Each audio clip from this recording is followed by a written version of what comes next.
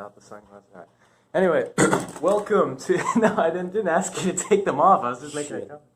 Anyway, welcome everybody to the greatest podcast of all time, Vicinity of Infinity podcast. I am here with John, right? Yeah, yep. John, who also goes by... Reed. Oh, okay, but like a cool alias, like a username. A username? Yeah. Extreme Samus is my username for everything because I love Metroid. And is there an underscore? No. Huh. It's all straight. I feel like it's not really a username without an underscore. You know, I really thought that for the longest time. Like, you'd always see the numbers. Small X's and the numbers and underscores. Yeah. It'd be like X Flames underscore Skater 321 or something. 69. Yeah, like, 420. 420. No. I want to be a purist. Just straight, extreme, capital E, capital S, Samus. You see, are you going for the handlebar mustache? I am, actually. You know, it's a lot easier than you think. You just got to get some hair gel or some handlebar mustache wax, and then all you do is just hold for about 30 seconds, and boom. Good for most of the day. Okay. Generally. All right, so, yeah, all right. Well, I don't want to keep the audience waiting. I know they're on the edge of their seat waiting for me to ask the signature question that I ask to every guest right at the beginning. Usually, sometimes I do it even before I give the intro or anything. But it depends, within the first 2 minutes. So we got to hurry up to meet that quota. Gotcha. But here's the question. I know everybody's just leaning forward, just on pins and needles, waiting for your answer. Myself included, if I'm going to be honest. So here it is. Do you believe Vinegreal 2256 was responsible for the shelling of the WCYF in 1891, or do you think Vinegreal 8219 used the signature mind-controlling Szechuan sauce to disarm the ionic cell oxidators implanted to the subdermal nanobiotic quantum molecular multiplasma radiofraculator, thereby triggering a surge of toxically acyclic radiation from Vinegreal 9576, a self-calibrating electronic nuclear resonance device, effectively liberating both Professor Clemens and Chemistry Steve's laboratories? Clearly the second one. Oh, yeah? Why is that? It's very obvious. Why? Because I got about 30% of what you said. I heard Szechuan sauce. What can you... Oh, no. And then, heard Szechuan sauce because... That's the part I hope everyone forgets about. Yeah, I know. It's just, it's ingrained now after that season. I don't know. I can't not hear it. Well, it's not the season, it's just that one episode, but yeah. Well, yeah, it was that or the season premiere. The surprise episode. Yeah, God. And beyond that, everything else. Well, and then also the, October 7th, 2017, there was that whole thing too. Yeah. Oh, no. I may or may not have had a stake in that. But Really? Well, there weren't any participating locations in Florida, but my sister at the time was in Tennessee, and they had one in Chattanooga there. Oh, so nice. I sent her to get it for us. But, she didn't win, but, she was there. Well, that's better than not being there. Right. Better than being here. Well, depending upon, but yeah. So you're going with the second one. I'm going with the second one. All right, he's going with the second one. Yes. Let the record show. Let it be known. Man, I wish I could do this on a live stream, so we have a chat rolling, chat going basically on. like a Twitch thing. That'd be awesome. But then they're going to stream snipe our conversation. Oh yeah. Answer the questions for a week. We'll track our PIN number or whatever, or VPN or whatever. Come in with a larger group and kick us out of this room. Yeah, that's the whole story. Because there's a guy here. We had to wait. You want to tell it? You tell the story. I can tell it. We came in here initially and we're just like, we're in the library and we're going to. Because we usually record in the student lounge, but that was taken. So usually we just kick people out, but we figured, no, you know what, we'll be nice. Be nice today. Side note: the same lady as last week tried to go into the student lounge. Same conversation on the way to student lounge. Same lady when we went I to the suck at student small lounge. talk, so there's only so many things. That's fair. Went there, and I thought we were in the Twilight Zone. So the same lady, same conversation leading up, and I was like, we gotta get the hell out of here. We're gonna die. Yeah, and because out of nowhere, this guy, I said, I'm gonna use, I use the bathroom, and then we're gonna start the podcast. And so when I came out of the bathroom, out of nowhere, he's just like, whatever the thing you said. Oh, yeah, is this? And I was like, huh? And you said, dude, that's the thing I couldn't think of last week. Oh, okay, that's pretty random. It is random. It felt like a deja vu thing. I was like, this is bad. We're doing time traveling things. We're going to destroy the universe. Well, I'm glad you brought up the Twilight Zone because that's something I like. Are you talking about the vintage black and white episodes? Oh, absolutely. I do have a tattoo. Oh, really? Oh, would you mind? Please. Not at all. Snap. The whole opening. It's the whole opening. Here, can I get a zoom in? Oh, absolutely. Not the fat roll, please. Go ahead. Yeah. Now, how many people have that? That's really impressive. Oh yeah. All right. At ease. All the way. Yeah, that's a whole other level of fandom right there. I've seen every episode probably 100 times. Wow. It's fantastic. Wow. Even the movie. Yeah, I mean, my parents were big into the Twilight Zone, especially my dad, but he just had like a rotating, so like it wasn't every single episode with him. It was just like maybe 20 to 30 episodes that he would, shuffle play between, basically. That's fair. That's fair enough. So, we have a lot of and that's a lot of our inside jokes in our family come from like quotes and stuff like that. Usually obscure ones too. They're not even like the most well-known ones, but yeah, it'll be the Twilight Zone, Star Trek, the original series, and Quantum Leap was a big one for some reason. Oh my God, Sam. That was newer. That was in the 90s though. What was his name? The actor Sam Beckett. Sam Beckett. Yeah. Well, that's not the actor. That's the character. Well, yeah. Sam Beckett. I had a trouble for the longest time. What the machine was called is like it's not the accelerator. It's not the incarcerator. No. It's the Sam Beckett stepped into the the chamber or something. I remember it every once in a while, but I forget most of the time. And it's always right on the tip of my tongue. It's really frustrating. But yeah, taking place in the far off future of 1999, which was like at the time this was like 92, 93. So I don't know why they didn't pick a further away date. Whatever. Well, that's the same with the Back to the Future franchise. It'll never be 2015. It'll be 2015 in like 40 years. Well, even that though is kind of more casual. So I think it was like in a lighthearted way. So I think like they did fine. But and like the Terminator, for example, is like 2026. Yeah. Which is like vastly upon us. Mm-hmm. Yeah, well, Skynet. And Skynet was like 97, and that's like that was a long time ago. But it's still here because replace Skynet with Google, and it's already happening. It's happening. Different alias there. That's true. That's true. They when Google was launching, they could crap, now we got to change our name. Skynet. Damn you, James Cameron, and then scrap the whole project. He's on to us. But what's your favorite Twilight Zone episode? I'm just curious. Oh God. Honestly, I forgot the name of the episode because it was one of in the first season. It's the episode where it's the family neighborhood it's the neighborhood and all the families are together. They're celebrating their doctor, right? And while they're at the party for his birthday or whatever, celebrating, happy birthday, they get the news broadcast goes out. Atomic annihilation imminent. Get to your bomb shelters. And the doc was the only one who built a bomb shelter, and he's like, all right, everyone go home, get out of here. And he's getting his family into the bomb shelter, and then systematically all of his friends and neighbors start coming over, and they're like, open this damn door, let us in, you're going to kill us all, you're a doctor, save us. And then it turned out that they almost killed the whole family getting into the bomb shelter and destroy the shelter to get in there to save themselves. And then it turns out, it was just nothing. No nuclear disaster. I think that was one of the first ones I saw, but I was a kid when I saw it, so I don't remember it too well. But I remember that. See, the Twilight Zone has a lot of kind of Alfred Hitchcock style, jabs at things and power. It's basically the Black Mirror of its time. It really was, in essence. And that's why I loved the Black Mirror once that came out. Man, everything but the last season. That show, there's a few cliches. I think they overdo it a little sometimes with some things. They try a little too hard to be woke or something, or to be very liberal or something like that. But for the most part, 90% of the episodes are just really solid. Oh, absolutely. Absolutely. That's a great show. I think it's like the Twilight Zone meets South Park. I would say so, because it's a halfway lot more in between the two. Satirical in nature sometimes. It's a lot more straightforward. Mm-hmm. Hey, technology bad, don't do. But I really like shows like that where it's a different cast of characters in each episode. Oh yeah. And like in the Twilight Zone, you'll have the same actor appear in a few different episodes throughout the season or something like that. That's fine, but the characters and different names and everything. I like that because there's only so much you can do with the same characters. Yeah.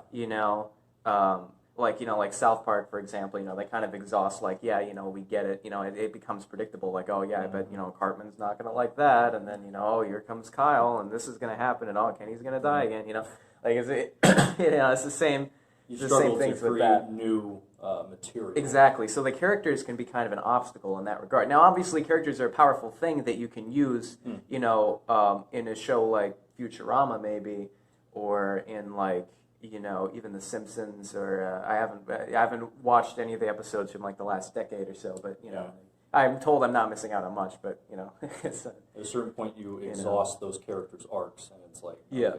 Or even a show like American Dad, for example, which I think is leagues above Family Guy in terms of entertainment quality. I mean, Family Guy is just kind of slapstick, where it's just like you don't really have to think too hard about it. There's like in a 22-minute episode, there's like 4 minutes of story, and the rest are like cutaway gags and jokes and everything like that, and stuff just comes out of nowhere. So, I mean, sure, it'll probably make you chuckle at some point, because it's like, oh, that was random, whatever, but there's not much depth to it. But a show like American Dad, I think, is kind of like, it has the same kind of tone as Family Guy, like it's made for the same kind of audience, but it's more character-driven, and it's more, there's more like, continuity. Yeah, it's like Family Guy meets like Bob's Burgers, maybe. Something like that, I think. Did like Bob's Burgers. Got completely distracted about the story of being in here. Oh, yeah. Let's go back to that. Exhaust all the resources trying to find a quiet, soundproof room, and finally came across this one dude who's just sitting here. He's probably like in his 50s. God bless him for being in college. Who said he was in college? He could just be some homeless guy. Are they allowed in here? Homeless people hang out at the library all the time. Take the guy upstairs in the corner, for example. Yeah. If you've seen him, he's always like reading something. He comes here on a bicycle. I thought he was just here to learn. Oh, I'm pretty sure he's homeless. Oh, but I mean, he's wearing like the same outfit every time. I hadn't been in here that much to notice that. But I'll have to steer clear of that guy. Well, not necessarily, but anyway. You never know. So, yeah, we come in here, and there's this one old dude just sitting right here, and he's just got his headphones in, jamming out to whatever. He's probably playing Minecraft like that kid over there. I have no idea. I didn't see his laptop. And come in here, and I was just like, all right, I'm going to try not to be a dick. I just want to be, hey. Well, because you're leaving out the most important part, the policy. The policy, which is if there is one single person in a study room, any group of 2 or higher has the right to ask them to leave if there's no other rooms available, if there's which nothing there else weren't. available. Yep. And I didn't want to be mean. He's an old man.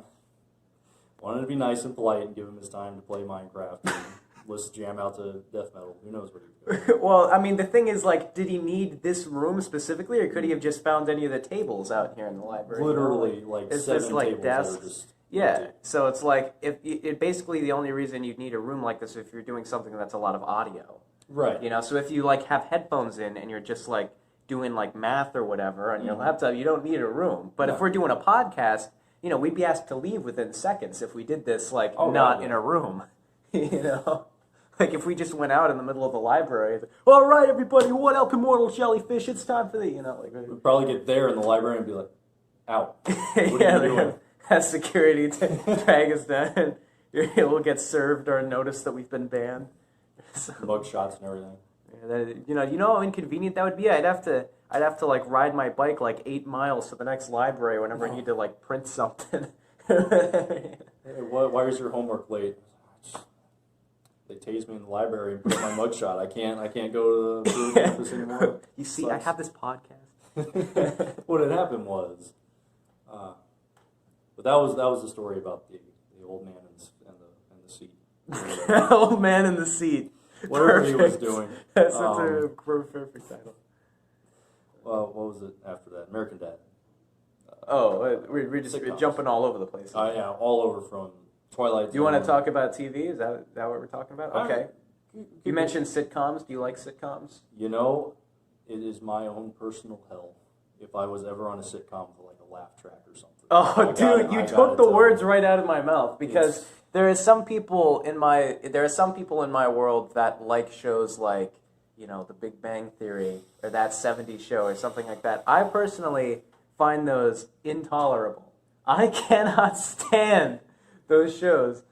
Bazinga. Ha ha ha. I mean, it's one thing if you go far enough back, like a show like Seinfeld, for example, which technically had a laughter. I mean, it is a sitcom, but it's like it had a certain charm to it, where like certain genuineness, where it's not made just for money. It's made like like there was some passion put into it. But these sitcoms nowadays, I just feel like are just so generic and so bland and unoriginal, and the laugh track's insulting to me because it's like, oh, now you're telling me what to laugh at, That's what I'm saying. And I mean, I don't even understand why it exists in the first place. And then also they use it after every blasted sentence, like every time a character says something. I don't need you to tell me what's funny. I will laugh on my own. And it must be awkward when they're recording that because the laughter's edited in afterwards, so they're just told like, okay, and then take a 10-second pause after you say that line. That must be really awkward.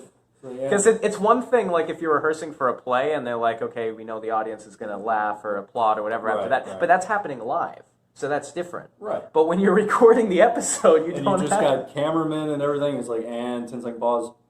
All right, go into Bazingas again. It's like, come on, man. It's rough. I hate sitcoms. I hate them.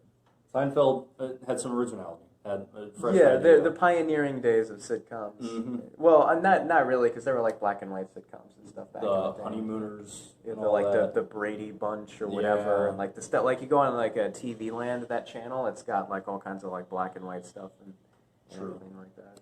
God bless TV Land.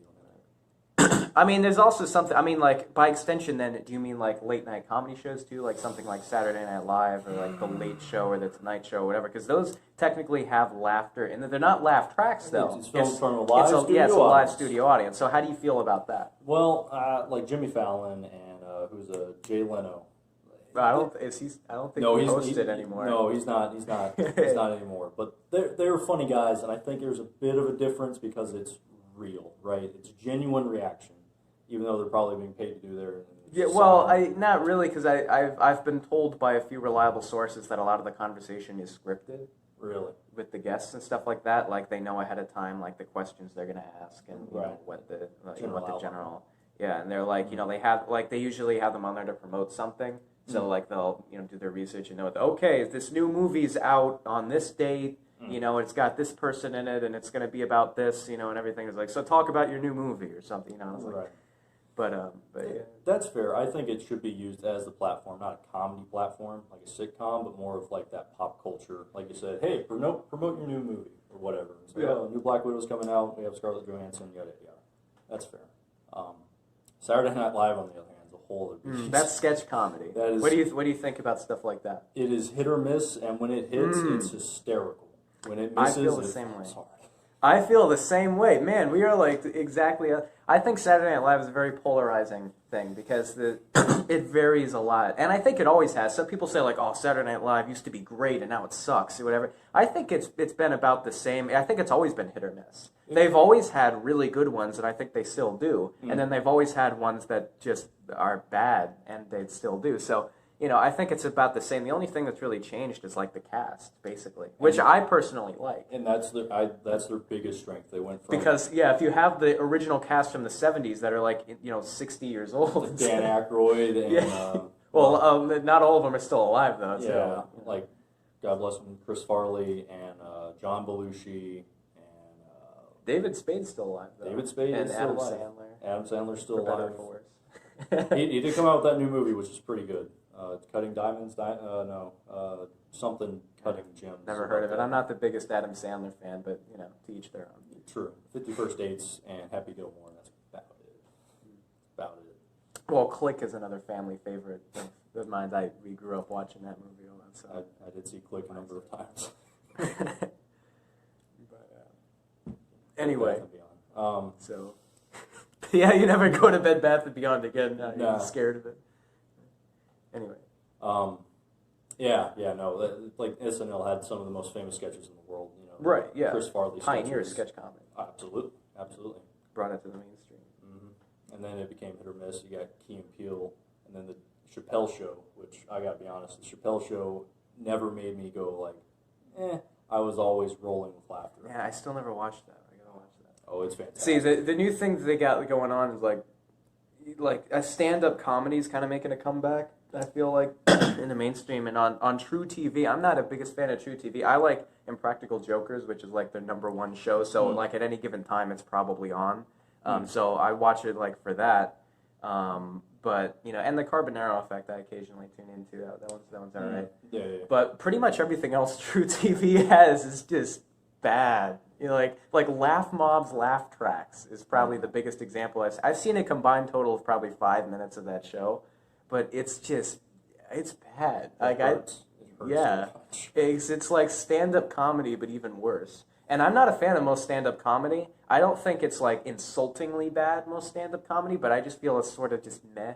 Like it's not like it's kind of like recycled material. Like it's the same kind of jokes in the same format. There are a few standouts though. I don't know how modern, but like, well, you go first. Well, who are some of your favorite stand-up comedians? My favorite of all time has got to be Louis C.K. Before he did the whole like weird sex thing or whatever, everyone's got a scandal now. Who cares? They're entertainers. Leave them alone. Yeah. Well, don't leave them alone, but don't ruin their career because they showed their junk to somebody. Well, when you say it like that. But, anyway, Louis C.K. Yeah. Because like you said, after a while it does get stale. But he was the first stand-up comedian that I saw that had some fresh new material. When you say saw, do you mean like in like live, or do you mean like just watched? No. Yeah, no, I watched. That's a whole different ballgame. Yeah, no, I was too young at the time. It wasn't like this, so I could sneak into the theater. You didn't have the beard and the semi-handlebar mustache. Yeah, it's good. little. It's a little handle far. Oh! Cue laugh track. Bazinga. Where's that from? That's Big Bang Theory. Oh. Yeah. I wish I didn't know that. I want nothing to do with that show. I'm cursed with the knowledge. Parents love it. Wow. Parents. Okay. Yeah, they love I guess so they much. just like sitcoms. And just like they've already watched all the ones from their generation, so they just want something new. Oh, yeah. Something to just dull the mind and sit there. Yeah, it's mind numbing. There's not much artistic value there. But anyway, stand-up comedians, Louis C.K. Louis C.K. I've seen some of his stuff. I've seen like maybe 3 or 4 hours of his material. I wasn't that impressed with it, but all right. I guess I could see that. Yeah. Who else? David Chappelle. Dave Chappelle. Just because he is... the way he tells his jokes and his stories are just going one way, and then just out of left field, he comes out with something, and you're like, what the fuck? It's hysterical, and, he moves on, but, and he did the smart thing, he actually quit comedy for a while, and a show, and kind of brought it back recently, and I think that was a smart move on his part. It's like a breath of fresh air, and then you come back, and it's like, haha, better than ever, new life experience. Oh, yeah. See, that's I think what makes him a good entertainer, because he understands that. After a while, things get stale, and you got to kind of take a step back, come up with new material, and then present. Yeah, see, I'm not very well versed with Dave Chappelle, but I don't think anyone that I know isn't a fan. So I'm basically just being told all around, like, yeah, this guy's basically an objectively good comedian. So all right, so yeah, I'll have to check him out. That's still on my thing, but I like more like abstract or more like absurdist kind of humor. Like there's this one comedian from like the late 90s, early 2000s called Mitch Hedberg. Mitch Hedberg. He was like a shining example of that kind of stuff where he just doesn't care like about the like a lot of comedians spend like a whole bunch of times, like it's mostly setup. Like they'll spend so many minutes setting up a joke just to get to the punchline and then hope it lands. But with Mitch, he just says the punchlines. He doesn't even care. Like it's just a series of jokes. It's just one after another. Occasionally he'll do some setup, and that's what makes it great. Is because when he does do it, it's like a special thing. You're like, oh snap, what's this one gonna be? And so he just like. I recommend it. He's got a certain like charm to him where he and like the way he talks, like just the sound of his voice and the cadence he uses, like got some food and it was really good, man. Like he got whatever, it's like. Yeah. Mitch Hedberg. That's another. He has a movie called Los Enchiladas that I watched from the 90s. It's very low budget. It's basically a home video. Yeah. Fantastic. And it's like he was really proud of it and everything. It's on YouTube for free. It's not like edited or mirrored or low quality or voice altered or anything. And it's got like 80 views, I think, or something. So I feel bad for the guy, but I watched the movie. I gave it a like. Did my part. Quality. Proud YouTuber. Yeah. The right answer. So him. There's another one that keeps getting recommended to me in YouTube is Mark Nomad. For some reason, which is like I'm not really a big fan of like Comedy Central's kind of stuff, but it's like he was all right. He's probably one of the better ones of the whole sea of all that kind of stuff. Yeah. I also really like John Mulaney. John Mulaney, I love John Mulaney. He's good. I think his delivery and his sort of like style is pretty good. He does a lot of cliche stuff and recycled material and everything like that. But it kind of like Saturday Night Live, I think it's hit or miss. But when it's a hit, it's really good. Like it's something really memorable. Oh yeah. Like there's definitely a lot of quotable material from a lot of that. But yeah, obviously, and then you have things like Mr. Everything Man, for example, on YouTube. Yeah, like arguably the greatest like entertainer. Why does that sound? It's ringing a bell, and it's just not. I don't remember. It's ringing. To be fair, I did get hit in the head. I'm pulling that card right now. Army. How long ago? Army things. It's been like a year and a half, 2 years. Oh, the Army. Oh, yeah. Is that something that you want to talk about? Or? Yeah, I can. I give a brief description. I was in the Army. I was an airborne infantryman, which meant I jumped out of planes. You got to go skydiving. Kind of. Yeah. Without a parachute. No, without a parachute. This cool thing Would it work? Static line, where you get to hook it up, and then you walk out of the plane, and it pulls your chute out. And just walk out. Yeah, you just casually, boop. like opening the door. Yeah, pretty much. Oh man, those were the times until you land. It's not very fun. You land into what? The ground. Just enemy fire? No, into the ground. We never actually did a combat jump. Those days are long gone. My God, no. Yeah, but always in training. It'd just be laying on drop zone, and you're coming in at like, on a good day, 15, 20 miles an hour. On a bad day. Wow. You could like break like ligaments or something with that. Happens all the time. Because like I sprained my ankle a while back, like from like just from like screwing around and like everything is it's like real easy. Yeah, and then if you don't do your landings properly, there goes your leg. Wow, that's definitely a high risk, high stakes. That doesn't get the adrenaline pumping, nothing well. Oh God, yeah. I loved it, and it's ruined amusement parks for me. Oh, you see, that was going to be my segue. I was going to say, because I was going to say, speaking of adrenaline, you like roller coasters? I used to. I love roller coasters. And now they're just boring to you. I went on. Or do they bring back like PTSD or something? Oh no, nothing like that. It wasn't terrible, but my favorite ride, Universal Studios, The Mummy. Went on when I was 6 years old. Loved it every day. It's actually my dad's favorite ride. It's awesome. It goes because it's the best of both worlds. It's a slow ride and it's also a roller coaster. And it's like the first half of it is like Spaceship Earth, and the second half is like not Space Mountain, the other one. Space Mountain works. Whatever. Let's use that.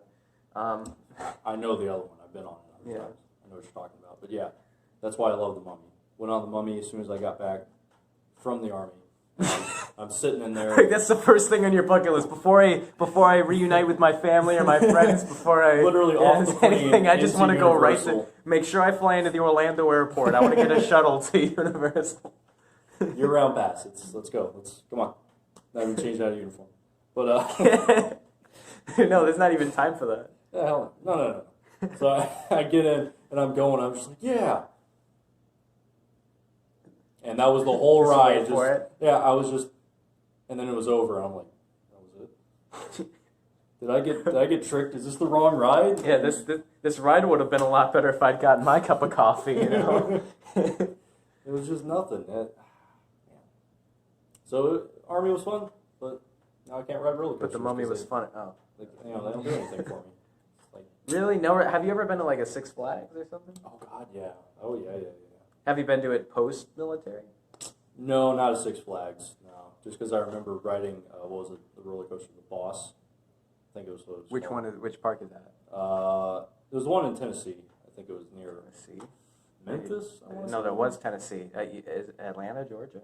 It might have been Atlanta, Georgia too. Because there's one there. Because I remember when we went to Chattanooga, it was like a 2-hour drive. It's basically like the drive from here to Orlando. Mm-hmm. So we could have gone then, but it was they were only open weekends at that time for seasonal stuff, and it's been okay. We got to make this a different. So yeah, so they're only open like Right back into it. Yeah, they're only open like 2 days a week, and we weren't going to be there that long, and we didn't want to take a day. It was basically either that or see Chattanooga. I was like, okay, we'll see Chattanooga because Right. it's a more agreeable thing. True. Because a place like Six Flags is kind of polarizing. You either love it or you hate it. It's either like, oh yeah, this is awesome, or it's like, nah, it's not really my thing. I don't really have an interest to go. Like there's not many people that are just like, yeah, it's pretty good. Right. I tend to be gravitated towards things that are polarizing. I think because I'm a polarizing person myself. I think a lot of people have very strong feelings toward me one way or another. Which is evident from the comment sections on various platforms that are on. I never trust the comment section. There's some crazy According shit. to people, I'm either the best YouTuber ever or the worst YouTuber ever. So I can't decide which one, but I'm one of those two. Look, I'll admit freely to it. You can't trust the comments because some people are at home and they're drinking and they don't know what the hell they're typing. I think more than some, but yeah. One of these days there's going to be like a form you have to fill out to be qualified to leave comments in the comment section. Like, what expertise do you have? What expertise? We're going to do a quick sobriety test. Quick sobriety. Yeah, your phone will have a built-in breathalyzer. Follow the dot. Yeah. Well, I've not to bring it up to personal. I kind of noticed that even in our sociology class. Every time you come in, you're like, "Hey, how's everybody doing today?" And it's just crickets, just nothing. Nobody cares. No one's engaging. I'm like, sometimes you, but that yeah, or the other guy if he's there. But yeah. I don't remember Mario. Yeah, dude's name's Mario. Wait, we make like plumbing jokes sometimes and stuff like that. I was gonna ask. He's pretty cool about it. As it come up, I'm sure he's heard it. There's not really anything that offends him as far as I've been able to tell. Yeah. I test things like that right away, pretty much. That's one of my first tests as far as if I meet someone to decide whether or not they could be my friend, is I'll casually try to offend them and see not the first interaction, maybe the second or third, see how easily offended they are. Right, right. Because I don't want to be around someone who's just going to be triggered all the time. Right. That becomes stressful. It does. Because if you can't take a joke, come on, man. You got to work on that. Yeah, I think comedy is sacred, and we shouldn't be trying to limit comedy. Absolutely. We shouldn't be saying okay, these kind of jokes are okay, and these aren't. If it's meant in the context of a joke. Because here's the thing, Comedy is a service to the world. The world needs comedy. The world needs laughter. Absolutely. Just that's why the Leonard Nimoy Spock character in the monorail episode of The Simpsons saved Krusty the Clown because the world needs laughter. Yep. Quote we use, but it's for a good cause, and that's what I think is anything for a good cause is all right. If your goal is to make people laugh, and if they're happy about it, you're doing something good. Because what you're doing is you're essentially taming an audience. Because when people are laughing and having a good time, they're not feeling negative emotions. They're not feeling angry. They're not feeling depressed. They're not feeling anxiety. They're feeling happy. Yeah, it all goes to the wayside. People don't do bad things when they're happy. They do bad things when they're angry or when they're depressed or when they're anxious or jealous or, whatever else, afraid or something. So if comedy's something that it either, when it works, it makes people feel positive. And that's never a bad thing. So I think it's for a lighthearted cause. If you're doing if you make a joke about something, as long as it's lighthearted, then it's fine. Absolutely. But it's another thing if you're berating somebody or something, if it's not a joke, okay, yeah, that's not okay. But there's a fine line, in my opinion, between comedy. And there's another thing is it comedy if you're making other people laugh at someone's expense or something like that? Okay, well that's kind of a tricky territory there. Yeah, but that goes into a gray area. I would say yes, and to further on that aspect of comedy, I think it's an individual responsibility to understand that unless it's, like you said, you're berating somebody and you're just telling a general joke, that it's to whoever's hearing the joke to understand that it's an objective thing, it's purely in a non-sensible, it's just to make people laugh. It's not targeted at anybody. And I think that kind of could and should handle the making a joke at somebody's own expense, right? So if you make a joke about me, my expense. Well, yes and no, because, I don't think it... see, that's another thing, too, because then it's like, then you're impeding on freedom and freedom of speech and all that, and it's like, oh, so I'm not allowed to, say how I feel to this person or something like that. Or like, well, there's unspoken rules of common courtesy, basically, that you just kind of got to, like, live and let live, as I say, just kind of like, hey, everybody... And another part of freedom, then, because you have some aspects of freedom contradicting other aspects of freedom. Yes. Of, like, well, they have the right to do whatever they want without you judging them, as long as it's not, like, illegal or anything. Right. So, like, so, like, that kind of protects them from you, but then you feel like you're being, infringed upon. So, like, the way I see it, it's like, everybody... do whatever you want as long as you're not hurting anyone else, as long as you're not harming anyone else. And if you are harming anyone else, then, you may need to re-examine. Take a step back and be like, maybe I need to reorganize. But I mean, obviously there are going to be some people that just conflict and just aren't able to coexist in a certain environment, and sometimes they may need to be separated or something like that. But, and that happens. And that's why we have different. That's why we have 196 or whatever different countries, with different governments, different cultures, different laws, because you can't force everybody into a society with the same laws and the same rules. And I think even the United States maybe might be a bit too big for its boxers. And in that case, with like having, because it's such a diverse population, there's a lot of people disagree on the same thing. Obviously, I don't want to make this political. It's not a political podcast, it's a comedy podcast. So let's make a joke, haha. Things are so funny. Bazinga. How do you can you? So I asked you about off camera. I asked you about pencils and everything. That was around the time I made the video, The Joy of Pencils. No. So I think that topic's kind of been exhausted now. But what about jar? Can you name an unconventional, original way to open a jar? Oh, to open. Yeah, to open a jar. Now, what are the parameters? Does it just have to be open? You have to remove the lid fully from the jar without destroying the jar. Right, yeah. Okay. You could throw it on the ground. That'll open it. I mean, it's open.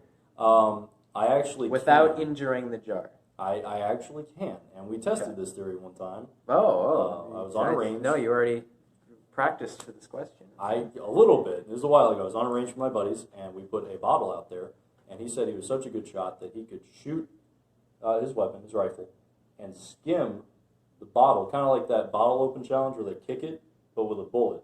So he put the bottle way out there, we clamped it together, and he shot the bullet, and he totally missed. It was hysterical.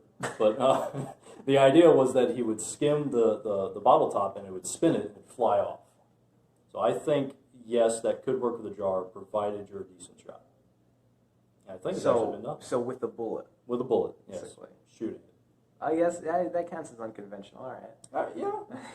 Well, what about... can you open the pickle jar? Because I was going to say, like, can you open a jar without using your hands? But technically, if you're holding the thing that's opening it, that's using your hands. So let's take it a step back further. You think you could open it with your feet? Oh, easily, yeah. You just put it on the ground, and then you just hope, and then you twist with your toes. You just use your toes as fingers. A little bit of luck. Yes. Substitute fingers. Absolutely. I think you could do that. I think I could do that. Yeah. So here's a more philosophical, abstract question, which tend to be some of my favorites. Ooh. Who are the suitcase? Who? Who are the suitcase? The suitcase. Is this the abstract question? Just answer the question. Who are the suitcase? Who are the suitcase? Suitcase is the man. They're the government. They're the big brother always watching. That's the suitcase. Why would they go by the suitcase? Why would they be called the suitcase? Normally it's the suits, and he's suitcase. I was like, that's where you're getting that from. They need to have cases to hold all their incriminating files and deleted emails. Hold all of their, what's the word I'm looking for? The Tinfoil Hat Society. The Oh no, my favorite people, conspiracy theorists, the Illuminati, nefarious, yes, a whole other nefarious miscellaneous items. launch codes and the like. They just keep them in a briefcase, just casually. It's not like in a safe somewhere. Well, you expect it to be in a safe. Oh, that's true. They gotta hide it in plain sight. In plain sight until a mugger steals your suitcase. And then Well, they don't know what they're looking at. It's all encrypted. No, it's just big red Morse says code. enter code to blow up. Oh, yeah. It's just red Sharpie. Oh, no. Sloppily written. It's misspelled and there's like grammar errors. So it looks like a 4-year-old wrote it. Oh no, these are the governors. These are the big brothers. So in summary, in a sentence then, who are the suitcase? They're the man. In a sentence, they are the man. The big brother, the watchman. Okay. So who would win in a fight, Wizbo or Frobbles? I feel like Frobbles has more tenacity, not tenacity. Tenacity. Frobbles has more tenacity, but Wizbo's got the skills and the experience. So Wizbo would win? Clearly. I also have no idea who any of How these do you think characters it are. would go down? Like, what do you think? I think- Can you narrate the fight? Absolutely. So it's round one, buildings. Frobbo. So it's like a boxing match. Absolutely. That's Okay. how I imagine. So it's not just like a casual fist fight in an Oh, alleyway or no. anything. It was going to be, and then they both came to the conclusion, hey, we're gentlemen. We can handle Make this. it a grander scale. Absolutely. Maybe make some make money some on money, one yeah. side, you know what I'm saying? So it's a win-win regardless. Okay. But, so Frobbo comes out swinging immediately. And you got Wiz over here, and he's just blocking. He's blocking. He doesn't do anything first round, right? Frobbo's all fucking, oh, man. Can't hit him, coach. Can't do any of it. Can't. He's like, you gotta get those uppercuts. Come on. And so, ding ding, second round. Frobbo comes out. Frobbo, whatever. Well, what was his name? Frobbles. Frobbles. Excuse me. You said Wiz. I'm like, oh, Wiz Khalifa's there. What? Well, they call him the Whiz Kid, you know. So he comes out swinging again, but this time, all Wiz does, bam, down like a light. Within 3 seconds of the second round. Just It's one like shot. a one-punch man. Yep, exactly. But not so plot breaking. You know, but it was in One Punch Man makes fun of the Superman trope, so that's Right. why I like the first season. First season's great. Second season, come on. Okay, let's talk food. What kind of food you like? God, sushi. I gotta say sushi. I love sushi so much. God. And steak. Solid steak. You seem like a steak enthusiast. I'm very steak, whiskey, anything that's anti-sweet and bitter. Like bourbon, brandy, Oh God, yeah. Oh man. whatever else. Bahama Mamas. Completely opposite direction. We did have this interesting thing. Margarita. I- Martini. I will drink a margarita. It makes my clothes fall off. And it's funny, I'm not even joking. But Oh, wow, okay. we did have this Speaking one of the time. dirty martini. We were in Afghanistan, and we were visiting this compound. And do you know what naan bread is? N-A-A-N? Yes. I Naan think I bread. have some of that in my house, The actually. foot Yeah. bread or whatever that they stomp Foot- on. foot well, bread? That's what they do in Afghanistan. They stomp on it Oh, to like, okay. knead the dough. You know when you knead the dough, All right. but they do it unconventionally. Seems sanitary, okay. It's not. whole squad had dysentery, but you know it was Dysentery. it was the most delicious thing I've ever eaten my whole life. Really? It was amazing. See, the ones I have at home is pretty moldy, so that's kind of not really a fair trial for it there. But Yeah. if I try it fresh, I'm sure. Oh, absolutely. It is fantastic, and the shawarma, whatever they had, I don't know what it was. It was mystery meat. They had on a kebab, and they gave it to us. And I was like, wow, this is amazing. So you like Middle Eastern cuisine then? It kind of grew on you. It did kind of grow on me. Yeah. A little bit You're falafel. kind of like forced to eat it, and then it's like develop a More or less. love for it. More or less, yeah. Oh, man. So you like gyros? Oh, He does. yes. I haven't found a good gyro place around here. We have one. At the fairs. They have them at the fair. I'm not sure how often you go to fairs, but it's the season right now. It's February. It's peak time. The county fair Yes. is about to come up, actually. Woo. I missed the South Florida Fair. Oh, that was Yeah, great. It I was a think great that fair just this ended year. last- It last ended week. last night. The state fair is going on in Tampa. If you want to take a cross-state road trip over there. I don't mind going to Tampa. Yeah, Tampa. That goes on until President's Day, so Okay. it's like the 17th, and then and then you got the Martin County Fair and the St. Lucie County Fair, like back to back there. So it's everything's going on. Then the Indian River County Fair and the Okeechobee County Fair running side by side along there. So it's just everything at once. Awesome.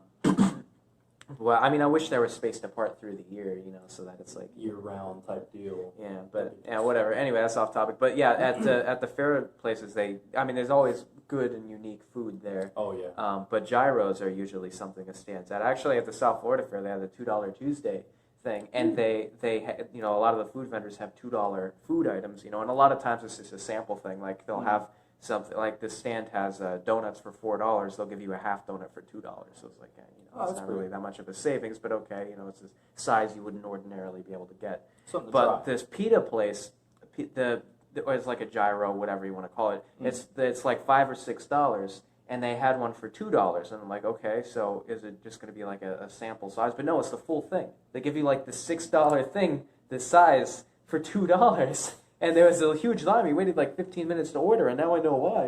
It's a great deal. So we got 2 of them. That's smart business right there. Yeah. There's also this place at Food Truck Invasion, or Chow Down Food Trucks, or whatever it's called in Tradition. The first and third Friday of every month, 5 to 9 p.m. they go there. I'm there most of the time unless there's something better to do that day. Right. But I'm there like for 2/3 of them. Usually like the second, like the last hour, I'm probably there. But Food Truck Invasion. There's this place called Taco Trap. This truck. They're there most of the time. They have $2 tacos and everything like that. Yeah. And gyros, whatever. I forget what we were talking about, but yeah, it's a different lineup every year. There's some that are there like every year. What would I say? Every time. But they got this. There's this one like wings, chicken wings that's always there, and they have like this other one. But it's really cool. I do love food trucks. I live right by Tradition. I've never seen this. Wow. Huh. I need to get out one. First and third Friday of every month, weather permitting. That's a big one in Florida, but yeah, it's a little pretty limiting. But 5 to 9 p.m. on the first and third Friday of the month. Oh, nice. I think I got my Friday night scheduled. Yeah, I just like doing stuff, man. I just like going out. Oh, you know, like sometimes every once in a blue moon, we'll take a trip down to West Palm Beach to City Place or to Palm Beach Gardens for downtown or whatever. It's like just because, right. just like walk around, just take in, we grab a snack, grab a drink or something, watch some live music, take a look. At downtown in Palm Beach Gardens, they have this train. It's meant for kids, obviously, but who cares? It's not a written rule. Yeah, so we go into the train.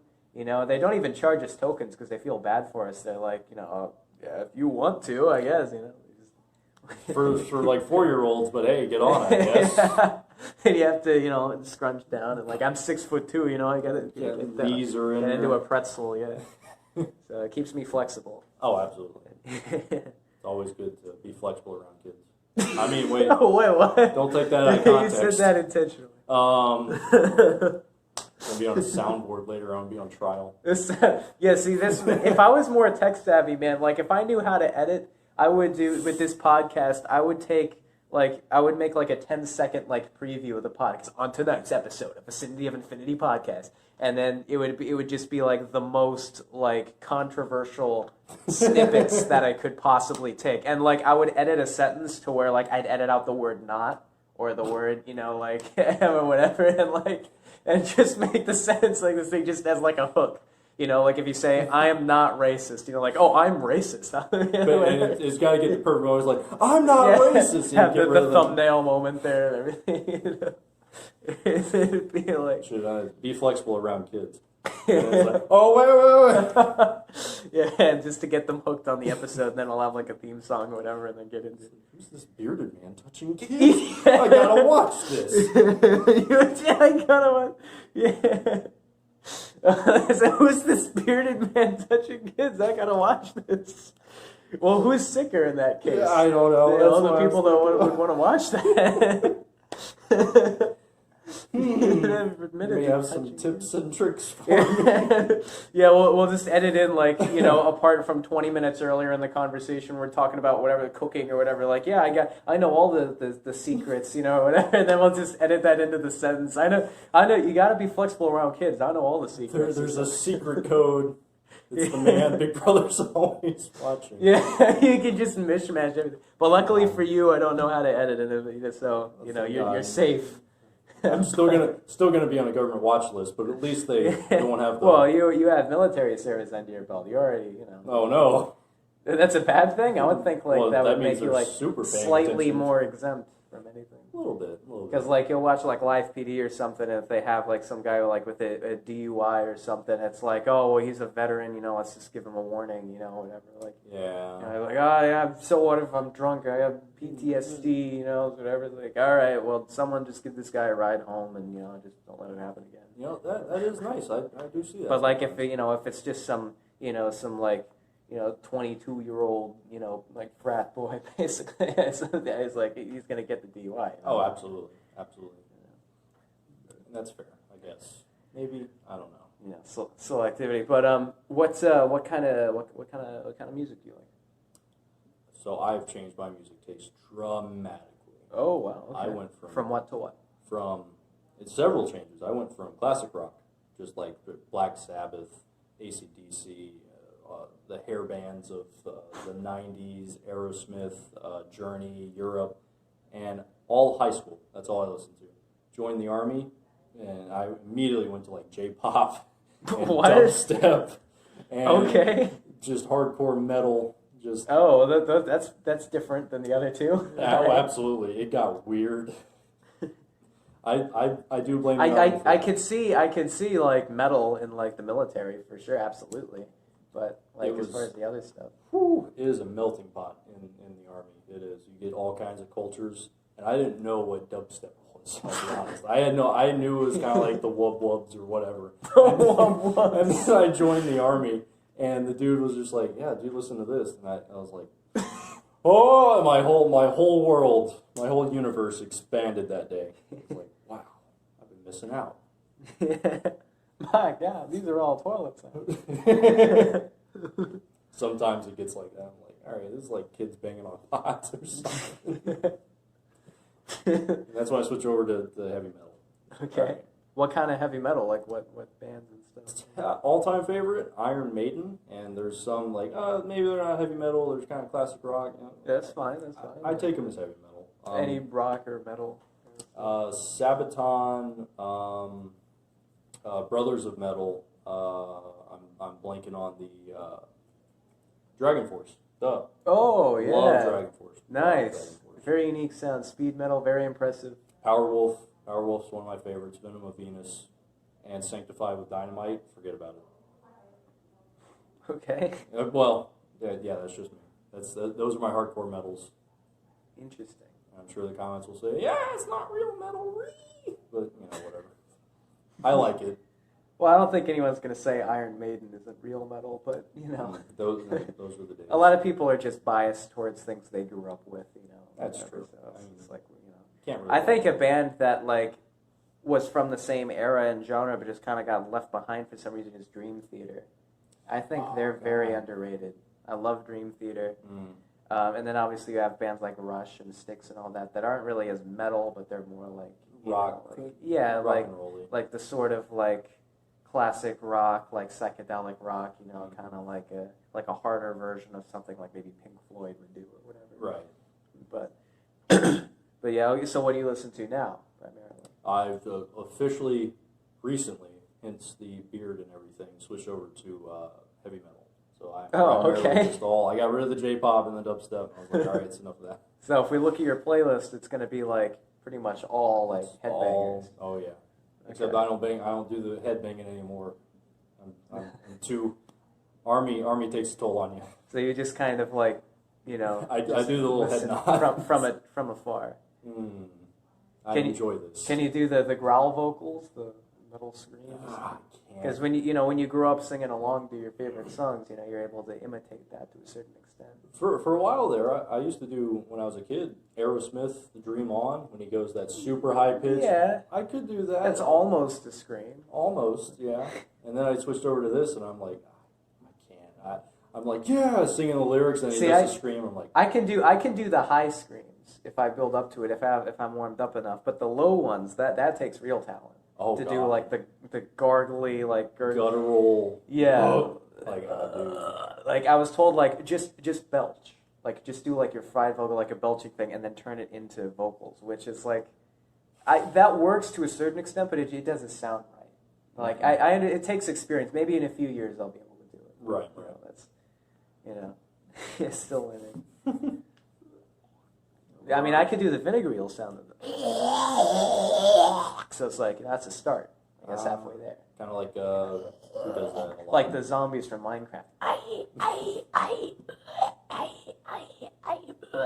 think of the villagers. They're just Squidward, essentially. They are. That's my favorite edition. Favorite edition of all of Minecraft. Yeah. I've been playing that game since like the beginning. Oh yeah, I remember when Notch first came out, and I was just like, "Oh hey, what's this thing?" Oh God, there's nothing, there's no objectives. It's just good luck. Yeah, it's a sandbox game. It holds a special place in my heart. I've talked about this on many episodes. It's my favorite game by a landslide. Oh yeah. I think there's nothing close. I mean, you mentioned you play Dungeons and Dragons. I play Dungeons and Dragons. You want to talk about that? I play Dungeons and Dragons religiously. To this day. Okay, so It wasn't a phase. All right. Oh no, I've been in Dungeons and Dragons scene since freshman year of high school. Scene. Yeah. The It's underground a scene. community. It was an underground community, and now we've resurfaced and are taking over. Heard of great channels like Critical Role. Not a shameless plug for them or anything. Feel free to do a shameless plug for anything you're involved in, though. D&D. There you go. That's pretty much the highlight of my life right now. Okay. Love being a dungeon master. And I've noticed that in this area, in the Port St. Lucie area, there's not a big gaming crowd, like tabletop gaming. There crowd. is at main campus in Fort Pierce. And the KSU, in the cafeteria, if you go in there at any given time, it's always the group. It's usually the same people. Sometimes they'll bring in more, playing Dungeons and Dragons in their corner. And then sometimes, not always, but like half the time, there's people playing Magic the Gathering in the opposite corner, which I find funny. But to me, like I thought, being a layman, untrained eye, outsider, whatever, closed-minded individual, I just like grouped them in as like, oh, there must be pretty similar games, right? And like, but if you say that to either one, you're gonna immediately get kicked out. So obviously, and I kind of thought that might be possible, so I made sure not to mention either one to the other one. But I've sat in on a little bit of a Dungeons and Dragons game. They never actually let me play because they didn't deem me worthy. But for Magic the Gathering, there's this one duo was pretty nice. They actually let me play a game with them. Yeah. I got a brief tutorial, and then they just let me in. And like it seems like Coca-Cola and Pepsi, like it's like they're bitter rivals. They kept looking over at the Dungeons and Dragons people and just like growling, I don't know why I thought Wayside Story, they were just going to start doing this dance number over to them. Okay, you're on my turf. I hope you're not going to have to disassociate me now, because I technically did play one game of Magic the Gathering one time, and I won, actually. Oh, that's good, actually. First time playing. Yeah, so I guess I got a natural talent for it. I got a knack for it. A knack for it. It's good. I won't disassociate. Magic the Gathering, I will say, completely Have you ever different played game. it? I have. And I've lost every single game I've ever Oh, played. that's probably why you don't like it. I know, I don't like Magic the Gathering, just because I'm really bad at it. But it's not to say it's a bad game. But yeah, no, I've never played like Pokemon or Yu-Gi-Oh or and whatever the other one. I don't even know the names of the other ones. But yeah, I have no idea of that kind of stuff. These people that collect cards, whatever. And that was the biggest thing about that scene that turns a lot of people off is just the cost. Just because of the actual money value for a lot of these things. Cards are just constantly coming and going, new editions and stuff, and you'll spend hundreds, almost thousands of dollars eventually. It's crazy. But yeah, D&D. Love D&D. Huh. Yeah. All right. And what kind of movies do you like? Movies. You know, I was a huge movie buff, still kind of am, but I've noticed a trend lately that movies are just kind of bad. They're just not. Oh, as you're good one of as they those used to be. people.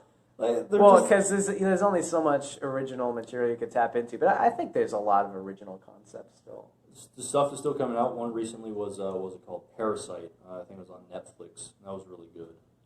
Oh, wait a minute! I think I heard about that one. It won an award recently. I wasn't keeping track of that, but the movie was awesome. Have you seen it yet? I don't watch too many movies. I don't have access to a lot of movies now, but whenever I can get my hands on one, I watch it immediately. I love watching movies. Absolutely. I won't spoil it too much, but yeah, great film. Is that the Japanese one? Mhm. Yeah. Then I definitely know about it. Yep. I won't spoil it. Great movie. Recommend it if you do watch What's your favorite genre of movie? horror. Aha, I love yes. horror. Of course. Scare me. You mean like horrify me. classic horror or modern horror or just anything? Or All types. The slasher flicks like Friday the 13th, Nightmare on Elm Street, they have a nostalgic type of feel. But like if they came out today, you wouldn't really be impressed with them. Or like if you just saw them for the first time now, it'd be like, man, Yeah, whatever. But it's whatever. like I like those at the time. like the Twilight Zone saw earlier. Yeah. Those supernatural horrors that like make the hairs on the back of my neck Sci-fi. stand up. Sci-fi. My favorite things are the sci-fi thrillers or sci-fi, like the psychological horror movies, like the Lovecraftian adaptations. H.P. Lovecraft is my favorite author. I've read, I think, everything he's ever written, and I haven't. I've seen bits and pieces of some of the movies adaptations of those, like from what's that channel, Comet. I think every once in a while they'll have Comet. those at like 3 a.m., which I'm trying as much not to be up at that time. But hey, last night I was up till 3:30 last night and 3:30 the night before. So whatever, I guess I'm back on that kick. But I never really got off it. I don't remember the last time I went to sleep before midnight. If I'm going to be honest, it was no exaggeration years ago.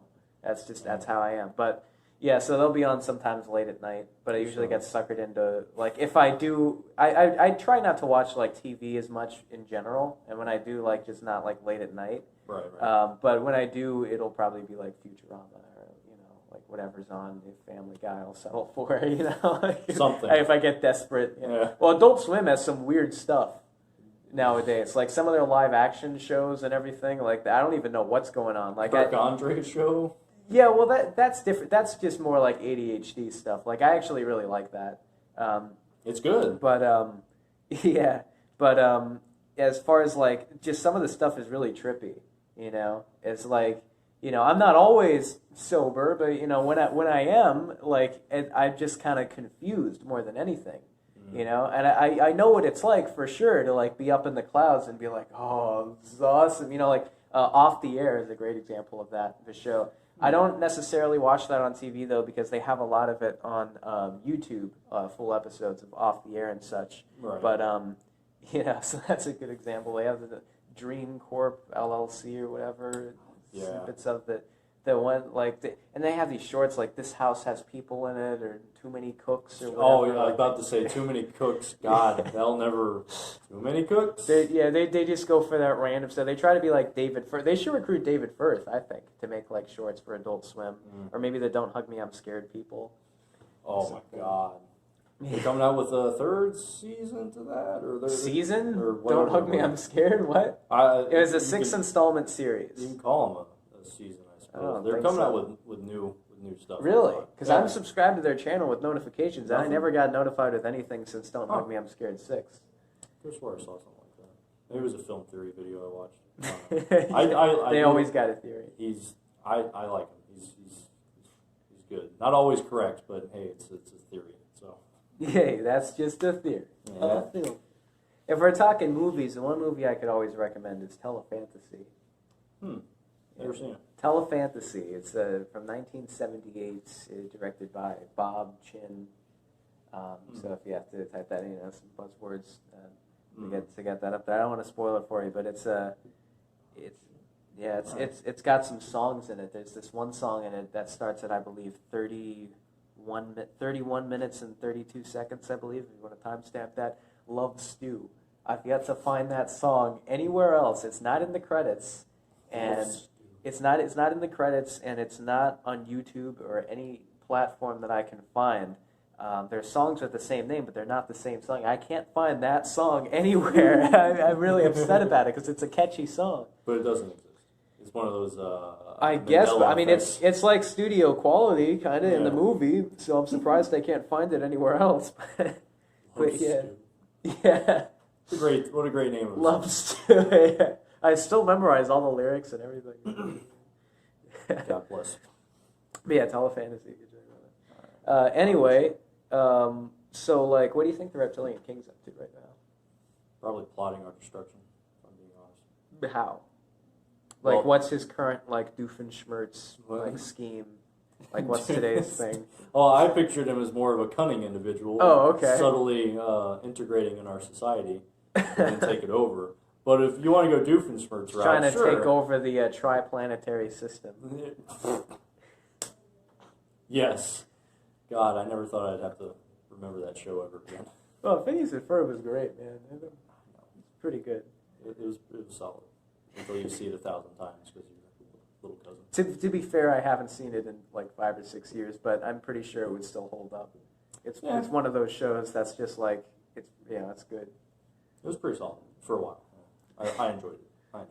Anyway, so yeah, the Reptilian King. Like, what's the current? Like, what's he doing? What's he doing right now? Like, as we speak, what is the Reptilian King doing Right now? Yeah. He's getting ready for tea time. He's got to go play 18 holes with the president because America. Do you know with Donald Trump? Really? Yep, absolutely. Man doesn't play golf, to my knowledge, now because he's in office. But regardless, that's what he's doing. But he's not as the Reptilian King, right? No. This is Bill Cosby. Okay. He's taking over him. This is getting weird. You think the Reptilian King can like change like Absolutely. bodies and Absolutely. stuff? That's how we don't know who he is at any given time. Like So the Mystique. Reptilian King is walking the earth among Absolutely. us, like Neil Arthitep, basically. Mm-hmm. And he does his own reconnaissance because he can't trust his own advisors because they get too integrated with our society, right? And they're like, I'm not going back to that place. No, this place is awesome. Surface world, awesome, and they say. All right. Good. So if you could live anywhere, where would it be and why? I gotta tell you, right here, honestly. Really? Yep, right here. Port St. Lucie, Florida. Port St. Lucie, Florida. I've been. Oh yeah, I think that was a question the first day of class. Like, you know, if you could be anywhere, how many of you would still be here? And I think, Yeah, I was like, yeah, man, I enjoy this place. I haven't been all over the world, but I've been to quite a few places, and I gotta say this is. Nice. Well, but under the context of what, military? I mean, like, have you like traveled the world? Military, outside of that? personal. I've been all over the country. Been to a few different other countries, and I gotta say those places are nice to visit, but having a nice, stable home right here can't beat it. But that's just me. Fair enough. That's just Okay. me. I was thinking more like Stuvian 7, maybe Stuvian 3. Oh. One of those places. Yeah, no, I'd go straight to the moon. Straight to the moon. Which moon? Our moon. Oh, Our Earth's moon. Okay. Yeah. It's kind of ethnocentric to say the moon, you know. The only moon that matters. Yeah. Excuse me, Like, sir. hey, Jupiter's got 63 moons, and then whatever we don't even know about. They're not even real people over there. You don't know that. All right, so like, oh wait, the way I see it, it's like we're all just like quantum ice cubes, and like the Earth is like a glass of cosmic water. Well, the Earth is mostly water, Yeah, I was about to say, that analogy really holds water. All right, well, it's been a All time. right, so let's start wrapping up here for for our grand finale. A good episode needs a good ending, and I say this is a really good episode. So what's going to be our grand finale here? Are we going to do like a prank call or some kind of like challenge, or like, hey, I'm going to run around the campus naked or something like that, or like eating the world's hottest pepper alive or something, like what's going to be our grand finale? I wish we had the resources for hot, spicy foods because I'm really hungry, Yeah. 1, and 2, I really love spicy food. But Interesting. grand finale, I don't know. Yeah. running around campus naked is tempting. very tempting. Not because I get kicked out, just because so many people, so many Maybe jaws. maybe like the last day, like graduation day, maybe. Got the diploma. Yeah. Look at my dick. I don't know. I got my diploma. Guess what else I got? Oh no. Anyway, grand finale. Grand finale. I wasn't prepared. Improv skills lasted me for this entire time until now. What was the last big finale you did? The people usually settle for like prank calls, or else they'll do like if they have a talent, like if they can play an instrument, they'll like play something on there. They'll like do. Do I have a talent? You know, or some kind of talent like, hey, I can belch the alphabet, or I can freestyle rap really really fast, or like they'll just have something like that they can do. Or if they like this one guy spoke Danish because he was in Denmark. Oh, really? We did it over Skype, yeah. And so, I said, say, like, a secret message in Danish that, that people would have to decode, decipher or whatever. That's awesome. I still don't know what it was, but I'm sure it was awesome. Oh, man. But, yeah, so, like, whatever, just some sort of special thing as a grand finale. Jeez. I feel like I'm flatlining you here. What's special about me? My tattoos, that's all I got. And my beard. This. That's it. That's all I got. Yeah, anything? My skills. You sing or speak another language, or do you flexible? Could you do a certain I'm pretty flexible. I can get my leg down right. Okay. In the most normal way possible, I can do that. Not for any extracurricular kind of acrobatics. Jeez, I got nothing. I really do. I'm kind of funny. That's the best I got. Oh, tell us a joke then. Why don't you tell us some jokes as our finale? Oh my. Sort of fade out with a comedy set. Okay. It's kind of jokes. Oh God. Now I gotta think of the appropriate ones. You can say whatever you want, man. They don't have to be clean. Oh, outstanding. What do you tell a woman with a black eye? What? Nothing. You already told her once. Oh, okay, all right. What do you say to a woman with two black eyes? Huh? Nothing. You already told her twice. How many feminists does it take to change a light bulb? I think I've heard this one, but how many? None. Feminists will never change anything. Yeah, I've heard that. God, what's the difference between a angry feminist and a gun? When a gun's triggered, it actually does something. Yeah, I've heard that one. I want to make it clear here. I'm not anti-feminist or anything neither like am that. I. I'm just saying these are jokes. Yes. It's all comedy in the spirit of lightheartedness. Yes. Anyway, in the spirit of lightheartedness. Next I can get it. I can tell a cool, kind of funny story. Okay.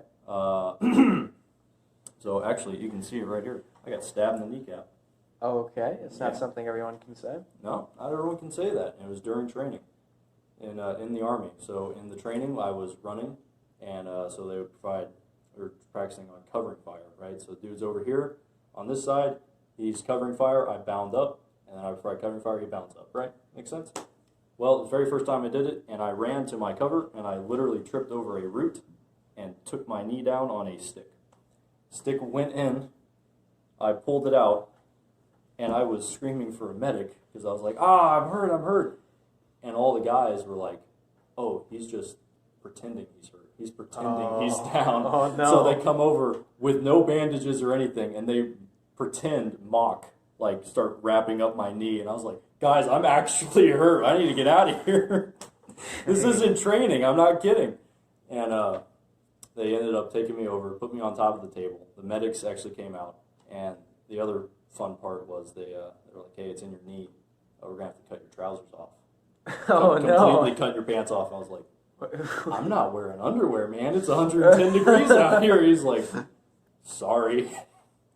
So I was naked on a range, bleeding out of my kneecap, and everyone thought I was just part of the training. Wow. And that was a fun. Okay. Interesting. Yep. That's all. That's the funny story I got. All right.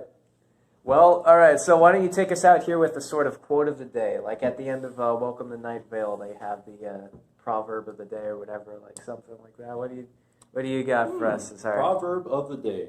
Always remember, failure is just another chance for success. All right, and with that, we leave you. Thanks for watching Immortal Jellyfish. That's my fan base name, by the way. But the Vicinity of Infinity podcast. Tell all your friends about it. Let's try to get this video to 50 million likes. And yeah, I got it. That's about it. Hey, and if you want to be on this podcast, just email me, and we'll get you on over Skype, if nothing else. But that's what makes this podcast unique, is literally anyone can be on it. You don't need to have any credentials. There's no prerequisites. So if you want to be on a podcast and also be on the world's greatest podcast too, kill two birds with one stone. On this podcast.